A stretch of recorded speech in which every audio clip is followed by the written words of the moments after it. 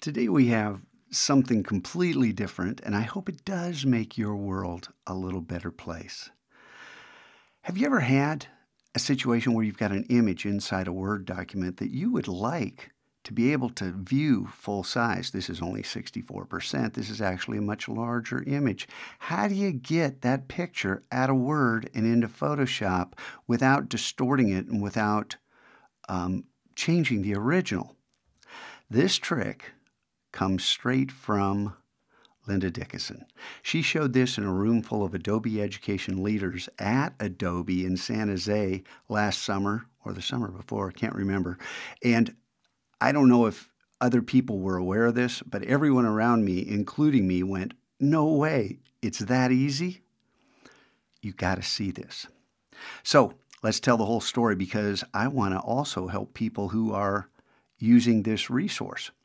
I thought, what a cool thing, a timeline infographic that goes all the way back from cave painting all the way to the student in the classroom, all the way to you, because you are a graphic designer, right? So how do we get this image? Well, you go down and you download the resource. And I click on this, and this brings us to a situation that happened yesterday with one of our students. So let's go get this. We're going to click on the magnifying glass to find our file. And notice that the preview of this file is HTML, and we have a bunch of gobbledygook. HTML, double click it. What is this? Well, yesterday, switch back over to the Finder, one of our students had a file she downloaded. I'm going to pull this out so we can see this entire name, very long name. And she had a file that was .mp3.txt, and she got the same thing. And I said, well, you just got to get rid of that second extension because these files are not made to have two extensions. If you hit return, that highlights everything to the left of the period in the extension.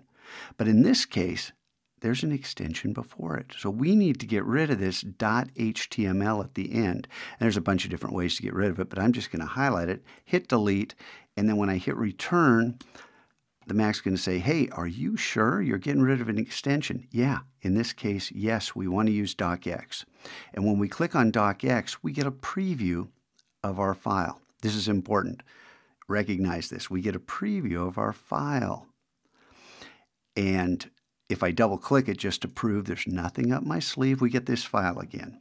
Notice this is the long name. I'm going to close that. And this is the short name that says demo. So back here in the Finder, here's the trick. You hit return again to highlight this. And this time I'm going to hit the down arrow to get all the way to the end.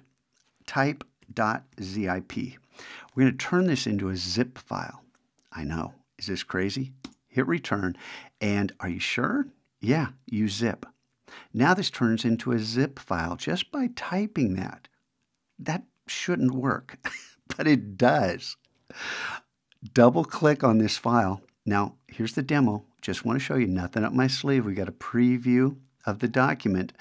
Double click on this zip file. Watch this.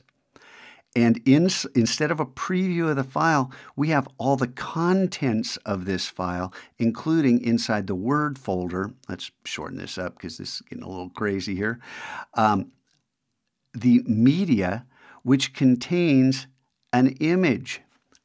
Back out to Photoshop just to show you. I'm going to close this, Command W. That image is now gone. Nothing up my sleeve. Double click this image, and there it is. And you can see it's 50%, Command 0, and there's our 64667 that we had before, and voila. How many different problems did we solve there? Well, I'm not going to review it. You saw it all.